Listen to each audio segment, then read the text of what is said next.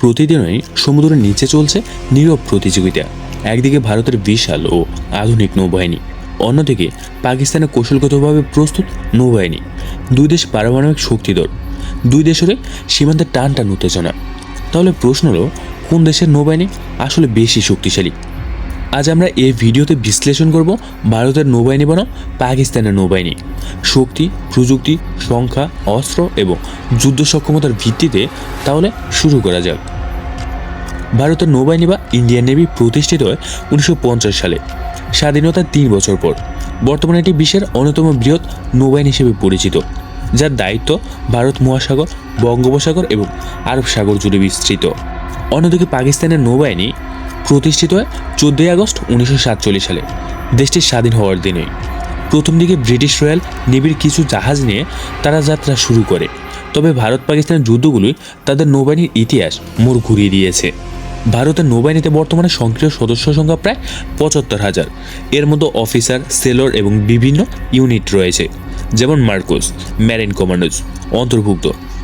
পাকিস্তানের নৌবাহিনীতে সদস্য সংখ্যা প্রায় 25,000। তাদেরও আছে স্পেশাল অপারেশন ফোর্স, যাদেরকে সংক্ষেপে এসএসজি বলা হয়। তবে সংখ্যায় ভারত 3 গুণ বেশি শক্তিশালী। ভারতের হাতে আছে প্রায় 150টির বেশি যুদ্ধজাহাজ।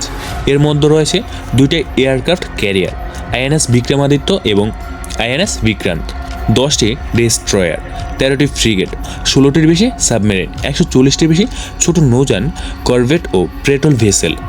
পাকিস্তানের হাতে আছে মোট প্রায় 50টির মতো যুদ্ধজাহাজ, যার মধ্যে কোনো এয়ারক্রাফট ক্যারিয়ার নেই, 9টি ফ্রিগেট, 8টি সাবমেরিন, কিছু ক্ষেপণাস্ত্র নৌকা ও পেট্রোল ভেসেল। অর্থাৎ জাহাজের সংখ্যা ও ধরন উভয় ক্ষেত্রে ভারত এগিয়ে।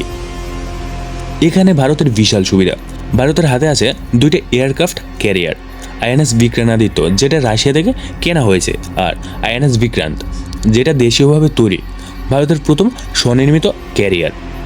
এই ক্যারিয়ার দুটির উপর MiG-29K ফাইটার জেট মোতায়েন করা থাকে, যা সমুদ্র থেকে আকাশের যুদ্ধ সম্পূর্ণ নিয়ন্ত্রণ দেয়।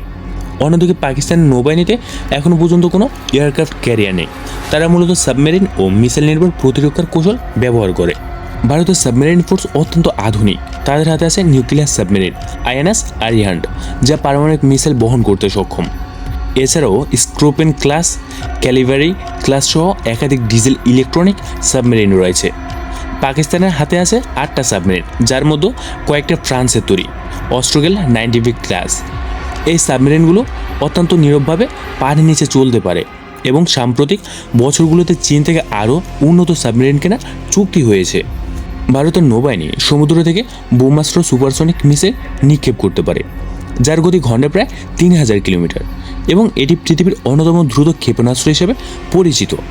এবং পাকিস্তানের হাতে আছে বাবরকারজেন মিসাইল, যা সাবমেরিন থেকেও ছোড়া যায়, তবে এর রেঞ্জ তুলনামূলকভাবে কম, প্রায় 700 কিলোমিটার, যেখানে ব্রহ্মাস্ত্রের রেঞ্জ 1500 কিলোমিটার পর্যন্ত পৌঁছাতে পারে। অর্থাৎ প্রযুক্তিগত দিক থেকেও ভারত অনেক এগিয়ে।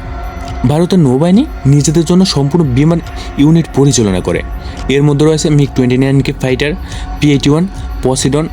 P-81 পসিডন হলো একটা আধুনিক সাবমেরিন শনাক্তকারী বিমান, হেলিকপ্টার ও ড্রোন। পাকিস্তানের নৌবাহিনীও P-3C অডিয়ন ব্যবহার করে, যা আমেরিকা থেকে প্রাপ্ত। তবে ভারত সংখ্যায় ও আধুনিকতা দুই দিক থেকে শক্তিশালী।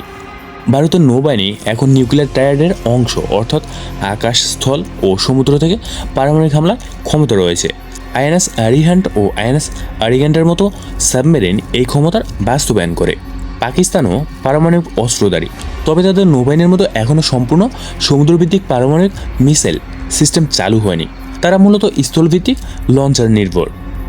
ভারত যুক্তরাষ্ট্র, ফ্রান্স, জাপান, অস্ট্রেলিয়া প্রভৃতি দেশের সঙ্গে যৌথ সামরিক মহড়া করে, বিশেষ করে মালয়ার নোভেল এক্সারসাইজ। এটা ভারত, জাপান ও আমেরিকার একটা বিশাল নৌমহড়া। পাকিস্তান চীনের সঙ্গে যৌথভাবে কাজ করে, যেমন সি গার্ডিয়ান নামের মহড়া। তবে আন্তর্জাতিক সহযোগিতা ভারতের নৌবাহিনী বেশ প্রভাবশালী। ভারতের নৌবাহিনীর প্রধান ঘাঁটি রয়েছে মুম্বাই, বিশাখাপত্তনম, কোচিও, আন্দামান দ্বীপপুঞ্জে। এছাড়াও ভারত এখন সমুদ্রপথে নজরদারির জন্য আফ্রিকা ও দক্ষিণ পূর্ব এশিয়াতেও সামরিক ঘাঁটি নির্মাণ করছেন। পাকিস্তানের প্রধান নৌঘাঁটি করাচি, দোয়াদার, আরামতের এলাকায়, তবে তাদের ঘাটের সংখ্যা ও পরিসর ভারতের তুলনায় অনেক কম। ভারতের প্রতিরক্ষা বাজেট বিশ্বের চতুর্থ বৃহত্তম, যার মধ্যে নৌবাহিনীর জন্য বরাদ্দ থাকে প্রায় $11 মিলিয়ন এবং পাকিস্তানের পুরো প্রতিরক্ষা বাজেট প্রায় $8 বিলিয়ন।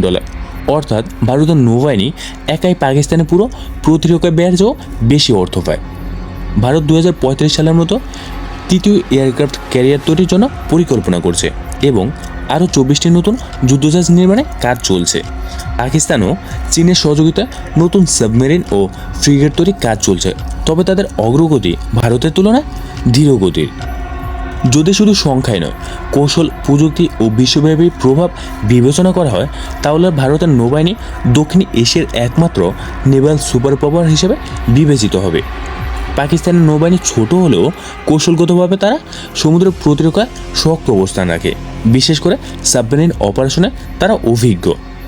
ভারতের নৌবাহিনী শুধু শক্তিতে নয়, কৌশল, প্রযুক্তি ও অভিজ্ঞতা অনেক এগিয়ে রয়েছে।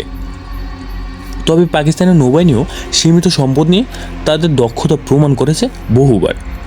শেষ পর্যন্ত বলা যায়, ভারতের নৌবাহিনী দক্ষিণ এশিয়ার সমুদ্রের মহারাজা, আর পাকিস্তানের নৌবাহিনী একজন দক্ষ কিন্তু সীমিত সম্পদের যোদ্ধা বলা চলে। সমুদ্রের নিচে এই প্রতিযোগিতা হয়তো চোখে দেখা যায় না, কিন্তু এটাই আজকের ভূ রাজনীতির সবথেকে নীরব কিন্তু ভয়ঙ্কর যুদ্ধক্ষেত্র।